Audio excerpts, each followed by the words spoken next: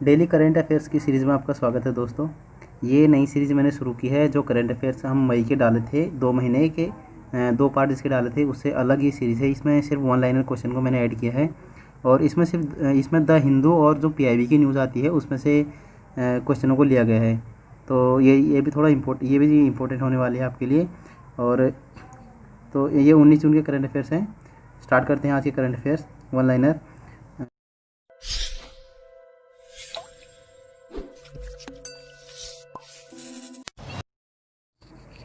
पहला है, हाल ही में ट्यूनीशिया की विशिष्ट पारंपरिक कृषि प्रणाली को वैश्विक कृषि विरासत के रूप में मान्यता मिली है। ये प्रश्न पूछा जा सकता है कि कहाँ की, किस देश की विशिष्ट जो कृषि प्रणाली है उसको वैश्विक कृषि विरासत की मान्यता मिली है, तो वो ट्यूनीशिया। ठीक है।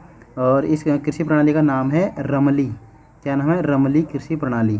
तो ये आपको याद होना चाहिए कि कौन सी प्रणाली है और वो किस देश की प्रणाली है जिसको वैश्विक कृषि विरासत के रूप में मान्यता मिली है। इसके बारे में थोड़ा और देखते हैं। ये विश्व स्तर पर कुल 22 देशों में कुल 61 कृषि प्रणालियों को अब तक मान्यता मिल चुकी है। मतलब कि 22 देश ऐसे हैं जिनकी कुल 61 कृषि प्रणालियों को वैश्विक स्तर पर मान्यता मिल चुकी है। ठीक है। यह मान्यता किसके द्वारा दी जाती है? FOA के द्वारा, फूड एंड एग्रीकल्चर ऑर्गेनाइजेशन है जो, उसके द्वारा ये मान्यता दी जाती है। और इसकी स्थापना किसकी? फूड और एग्रीकल्चर ऑर्गेनाइजेशन की स्थापना 16 अक्टूबर 1945 को हुई थी। ये भी कई बार जैसे PCS में पूछा जा सकता है कि इसकी स्थापना कब हुई थी या इसका मुख्यालय कहाँ है। इसका मुख्यालय रोम, इटली में है। ठीक है। यहाँ के बारे में आपको एक चीज़ और बता दूँ। यहाँ पे एक विश्व का सबसे छोटा देश कहते हैं, उसका नाम है वेटिकन सिटी। क्या नाम है? Vatican city. ये दुनिया का सबसे छोटा देश है। ये रोम में ही है। रोम के अंदर एक शहर है, उस शहर को देश की मान्यता प्राप्त है। यह है वेटिकन सिटी। इसका क्षेत्रफल अगर आप देखोगे तो कुल 0.44 वर्ग किलोमीटर है। कितना है? 0.44 वर्ग किलोमीटर। ठीक है। तो आपको याद रखना है कि FOA के द्वारा मान्यता दी जाती है और FOA का मुख्यालय रोम में है और इसकी स्थापना 16 अक्टूबर 1945 को हुई थी। दूसरा क्वेश्चन देखते हैं। भारत का पहला अखिल भारतीय डिलीवरी आधारित गैस ट्रेडिंग प्लेटफॉर्म लॉन्च हो गया है। ठीक है। भारत का पहला, अगर पहला है तो इम्पोर्टेंट हो जाता है, आपको पता ही है। क्यों? कभी भी किसी भी एग्जाम में पूछा जा सकता है। ग्रुप C में हो गया या B में हो गया, A में हो गया। और PCS के एग्ज़ाम में ये ऐसे क्वेश्चन ज़रूर पूछे जाते हैं कि ये पहला जो कुछ भी नया स्टार्ट होता है भारत में, ये पहला अखिल भारतीय डिलीवरी आधारित गैस ट्रेडिंग प्लेटफॉर्म है। क्या है? Gas trading platform. इसका नाम है Indian gas exchange. Indian gas exchange इसका नाम है। और ये भी पूछा जाता है कि ये जो प्लेटफॉर्म लॉन्च किया है किस मंत्रालय के द्वारा लॉन्च किया गया है। तो इसका संबंधित मंत्रालय कौन सा है? इसका संबंधित मंत्रालय पेट्रोलियम और प्राकृतिक गैस मंत्रालय। ठीक है। पेट्रोलियम और प्राकृतिक गैस मंत्रालय के द्वारा ये प्लेटफॉर्म लॉन्च किया गया है।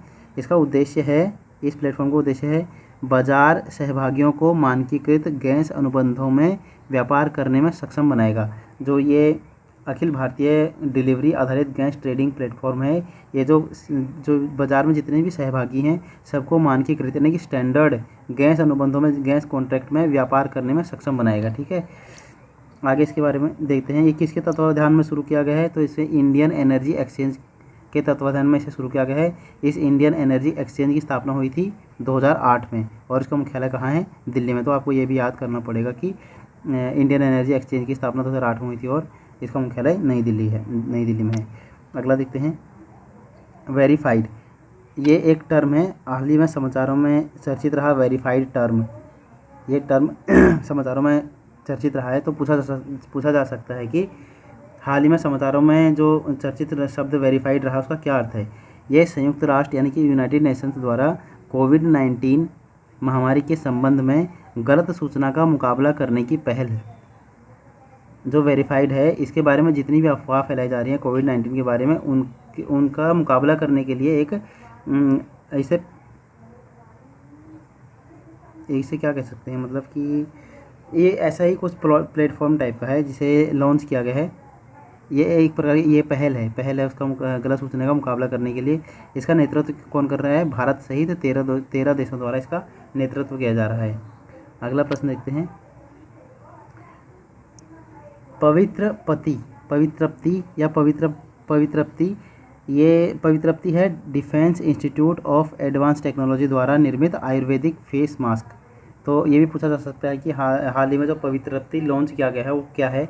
ये एक आयुर्वेदिक फेस मास्क है जिसको किसने बनाया है? Defence institute of advance technology द्वारा। ठीक है, इसकी विशेषताएं देख लेते हैं इस मास्क की। ये जीवाणुरोधी है, यानी कि एंटीबैक्टीरियल है, एंटी फंगल है, एंटीवायरस है। एंटीवायरस मतलब विषाणुरोधी है, और छिद्रपूर्ण, यानी इसमें छोटे छोटे पोर हैं, ऐसे हल्के हल्के छेद है हवा के आने जाने के लिए। ठीक है, तो ये विशेषताएं आपको याद रखने की पूछ लेगा। पवित्रप्ति जो अभी जो फेस मास्क बनाया है defence institute of advance technology ने, उसमें इनमें से कौन सी उसकी विशेषता नहीं है। ठीक है, अगला देखते हैं। वी.के. पॉल कमेटी निजी अस्पतालों में कोविड-19 के उपचार के लिए कीमतों पर कैंपिंग के लिए। अभी आपने हाल ही में समाचारों में सुना होगा कि जो निजी अस्पताल हैं वो मरीजों से हद से ज़्यादा पैसा वसूल कर रहे हैं। ठीक है, तो उन पर रोक लगाने के लिए, यानी कीमतों पर कैंपिंग करने के लिए एक वी.के. पॉल कमेटी गठित की गई है। इसका कार्य क्या है? ये निजी अस्पतालों पर नज़र रखेगी कि वह एक सीमित सीमा के ऊपर खर्च वसूल ना करे गरीबों से, या किसी भी जो वहाँ पे एडमिट होने के लिए जाते हैं। इसमें एक प्रावधान किया कि जो 60% बिस्तर हैं वो कम कीमत पर आवंटित किए जाएंगे। इसका गठन, ये इम्पोर्टेंट इसलिए है क्योंकि इसका गठन जो किया है वो नीति आयोग द्वारा किया गया है। किसके द्वारा किया गया है? नीति आयोग के द्वारा। इसका गठन नीति आयोग के द्वारा किया गया है, इसलिए ये और भी इम्पोर्टेंट हो जाता है। ये पूछ लेगा कि नीति आयोग, ये वी.के. पॉल कमेटी जो समाचारों में चर्चित थी किसके द्वारा गठित की गई थी? तो नीति आयोग के द्वारा। नीति आयोग के बारे में थोड़ा हम जान लेते हैं। इसकी नीति आयोग का गठन 1 जनवरी 2015 को हुआ। सबको मालूम हुआ, एटलीस्ट जितने भी अभी ये वीडियो देख रहे हैं सबको पता होगा कि नीति आयोग का गठन 1 जनवरी 2015 को हुआ। ये योजना आयोग के स्थान पर, पहले इसके स्थान पर योजना आयोग था जो योजनाएं क्रियान्वित करता था, पंचवर्षीय योजनाएं लाता था, और उसके स्थान पर 1 जनवरी 2015 से नीति आयोग का गठन किया गया। इसका मुख्यालय नई दिल्ली में है और ये सरकार के थिंक टैंक के रूप में सेवाएं प्रदान करता है। ठीक है, नीति आयोग। इसके नीति आयोग के अध्यक्ष प्रधानमंत्री होते हैं, यानी नरेंद्र मोदी जी अभी इसके अध्यक्ष हैं, और इसके उपाध्यक्ष हैं राजीव कुमार इसके वर्तमान में। इसके पहले अध्यक्ष कौन थे ये आप देख लेना। ये अभी वह इसके अध्यक्ष हैं राजीव कुमार। ठीक है, अगला देखते हैं। ये न्यूज़ भी बहुत ही इम्पोर्टेंट है दोस्तों कि 2019 में भारत सबसे बड़ा एफडीआई प्राप्तकर्ता देश रहा और आगे भविष्य में भी रहेगा। ऐसा किसने कहा है? UNCTAD अंकटाड की एक रिपोर्ट आई है। UNCTAD अंकटाड की एक रिपोर्ट आई है जिसमें कहा है कि 2019 में भारत सबसे अधिक एफडीआई प्राप्तकर्ता देश रहा। मतलब अन्य देशों के मुकाबले नहीं, अब तक जितना एफडीआई भारत ने प्राप्त किया हुआ है, अब तक प्राप्त किए हुए में सबसे अधिक है।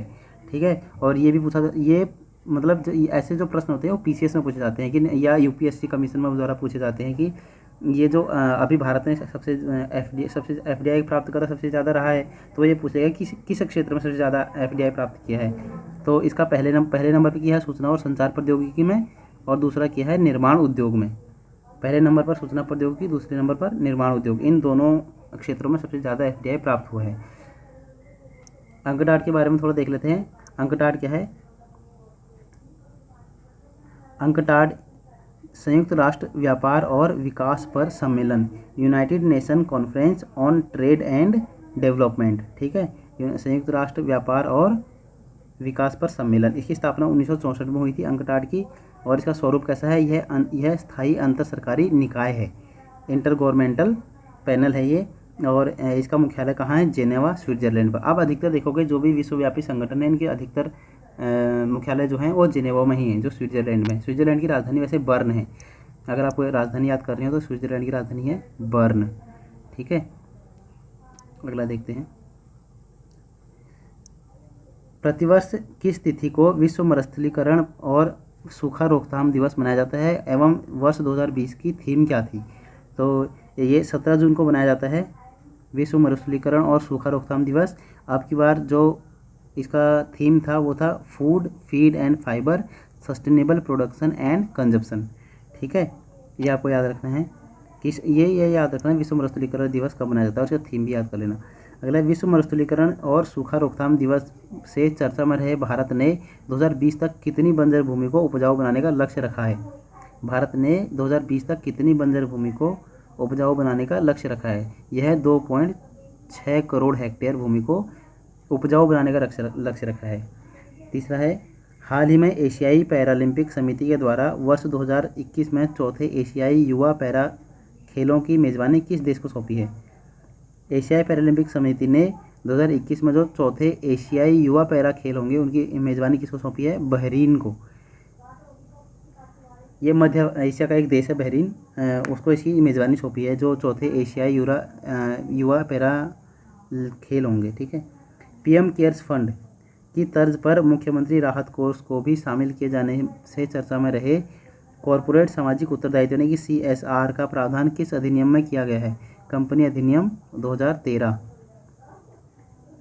पीएम केयर्स फंड आपको पता होगा दोस्तों, अभी ये कोविड-19 जो महामारी फैली है उसके अंतर्गत ये इस फंड खोला गया है, पीएम केयर्स फंड। अगला देखते हैं, हाल ही में किस देश ने अपने पुलिस एवं पुलिस अधिकारियों की प्रतिरोधी क्षमता बढ़ाने एवं तनाव मुक्त रखने हेतु योग कोर्स को प्रारंभ किया है? तो ये बांग्लादेश है। बांग्लादेश की राजधानी क्या है? ढाका। ये बांग्लादेश ने अपने पुलिस अधिकारियों की प्रतिरोधी क्षमता बढ़ाने के लिए कोर्स प्रारंभ किया है। ठीक है, योग कोर्स। योग दिवस आपको पता होगा अभी हाल में मनाया जाएगा, कौन सा है? 21 जून को। ठीक है, धार्मिक आधार पर उत्पीड़न संबंधी वॉइस ऑफ अमेरिका की रिपोर्ट में चर्चा में रहे उइगर मुस्लिम किस देश के क्षेत्र विशेष से संबंधित है? दोस्तों, ये वाला क्वेश्चन बहुत ही इंपॉर्टेंट है। अगर आप मुझसे पूछोगे कि क्यों इंपॉर्टेंट है, क्योंकि ये बहुत समय से चर्चा में रहा है। जो ये उइगर मुसलमान हैं ये चीन के शिनजियांग प्रांत में रहते हैं। कहाँ? चीन के शिनजियांग प्रांत में रहते हैं। तो ये पूछा जा सकता है कि ये उइगर मुस्लिम है, ये पूछ लेगा कि उइगर है जो ये क्या है? एक मुस्लिम कम्युनिटी से संबंधित है या कोई भी नदी का नाम दे देगा या शहर का नाम दे देगा, तो आपको याद रखना है कि ये उइगर मुस्लिम समुदाय है जो चीन के शिनजियांग प्रांत में रहता है। यहाँ इनके ऊपर बहुत जुर्म ढाए जा रहे हैं। आपने सुना ही होगा, समाचारों में बहुत चर्चा में रहा है।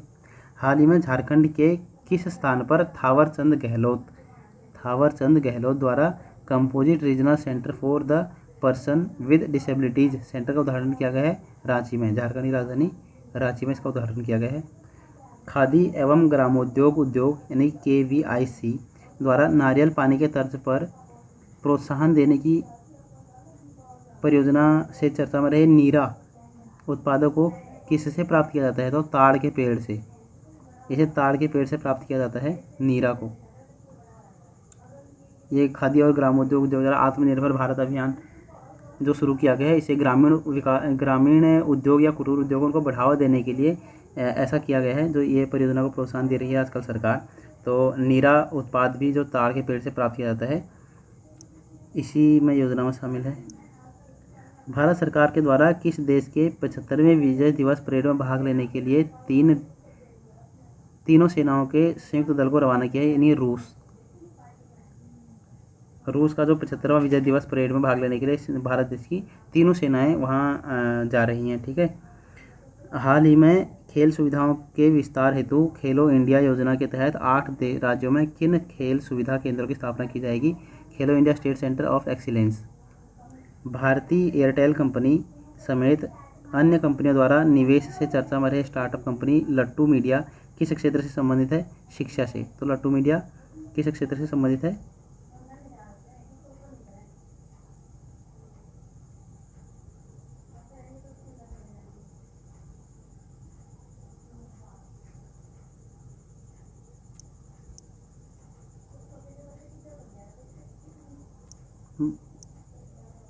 माफ़ कीजिएगा, ये थोड़ा मिनिमाइज हो गया था। तो ये जो लट्टू है, लट्टू मीडिया किस क्षेत्र से संबंधित है? शिक्षा क्षेत्र से। ठीक है दोस्तों, आज के ये वन लाइनर इतने ही समाप्त होते हैं। और ये जो मैंने 1 लाइन ये वाले जो नोट्स मैंने लिखे हैं ये मैंने सिर्फ अपने हाथ से लिख के आपके लिए तैयार किए हैं। और इसमें सिर्फ मैंने मुख्य मुख्य बातों को ही शामिल किया है। आशा है आपको ये वीडियो पसंद आएगी। और अभी तक आपने जो मेरी वीडियोस नहीं देखी हैं मई के करंट अफेयर्स की, उनको ज़रूर देखिएगा, क्योंकि उसमें भी सिर्फ जो महत्वपूर्ण तथ्य हैं उनको ही शामिल मैंने किया है। कोई भी ऐसी बात नहीं है जो आपके काम की नहीं लगेगी आपको।